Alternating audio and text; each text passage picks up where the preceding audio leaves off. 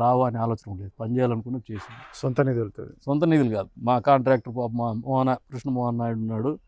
ఆ రోజు పార్టీ వాడే చెప్పంగానే నమ్మి చేసినాడు. మంత్రి గారితో కూడా సంప్రదింపులు జరగడం జరిగింది. నేను ఈ రంగ రోడ్డు అంటే డబ్బులు వస్తాయి తర్వాత లేట్ అవుతుంది అన్నాడు.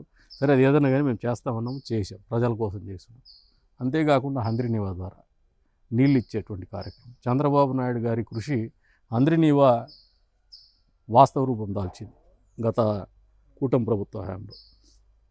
కానీ 5 ఏళ్ల పాటు వైఎస్ఆర్సీపీ పార్టీ వాళ్ళు మేము తవ్వినటువంటి కాలువల్లో చుక్క నీళ్ళు ఇవ్వకుండా, కొన్ని మండలాలకు అసలు చెరువులకు నీళ్ళు ఇవ్వకుండా పెట్టినటువంటి పరిస్థితి. మేము అధికారంలోకి వచ్చినటువంటి మొదటి 3 నెలల్లోనే అదే కాలువల్లో ఏమాత్రం ₹1 ఖర్చు పెట్టకుండా తలుపుల మండలానికి నీళ్ళు ఇచ్చినాం, ఎన్పికుంట మండలానికి నీళ్ళు ఇచ్చినాం. వాళ్ళు మర్చినటువంటి గాండ్లపెంట మండలంకి నీళ్ళు ఇవ్వడం అనేది మేము రూపకల్పన చేసి ఇప్పుడు టెండర్స్ ఫ్లోట్ చేసినాం.